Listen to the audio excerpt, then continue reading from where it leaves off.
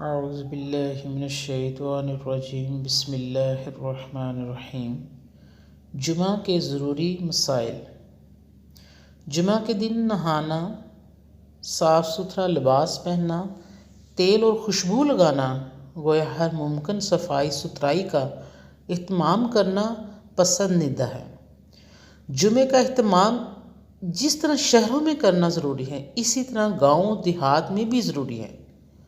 جمعے کا خطبہ خاموشی سے سنا جائے، کسی سے بات چیت نہ کی جائے، حتیٰ کہ بات چیت کرنے والے کو یہ بھی نہ کہا جائے کہ خاموش رہو۔ اسی طرح کھیل کود کی چیزوں میں بھی مشغول نہ ہوں۔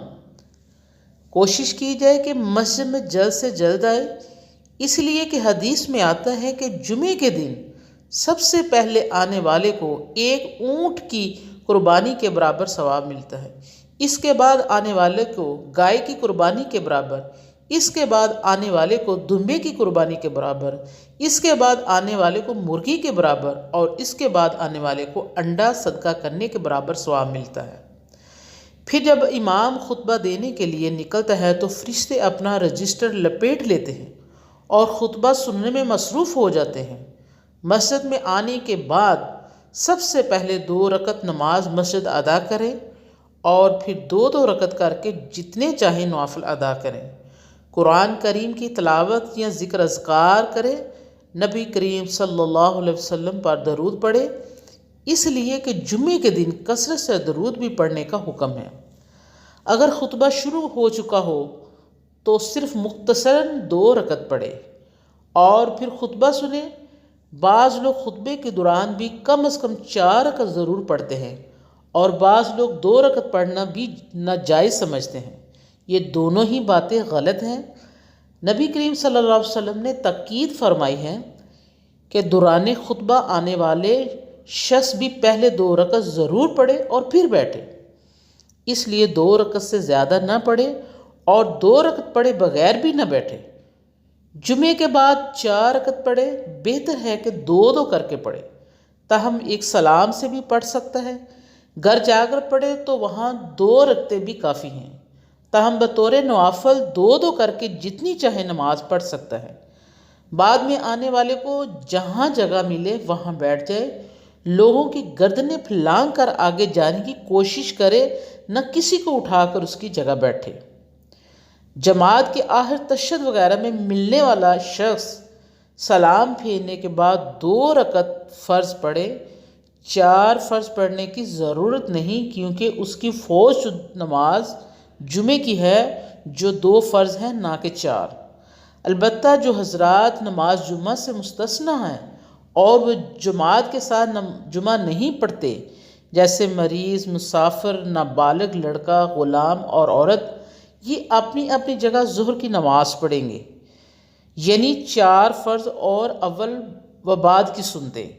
امام اپنی مقامی زبان میں خطبہ دے، کیونکہ خطبے کا مقصد وعظ و تذکرہ ہے اور یہ مقصد صرف عربی خطبے سے حاصل نہیں ہو سکتا۔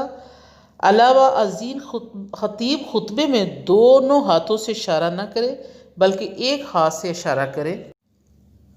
جمعے کی نماز میں سورۃ جمعہ اور سورۃ منافقون یا سورۃ الاعلیٰ یا سورۃ غاشیہ پڑھی جائے۔ اسی طرح جمعے کے دن نماز فجر میں سورۃ علم، سجدہ اور سورۃ دہر کی تلاوت مسنون ہے۔ خطبہ کھڑے ہو کر دیا جائے، بیٹھ کر خطبہ دینا خلاف سنت ہے۔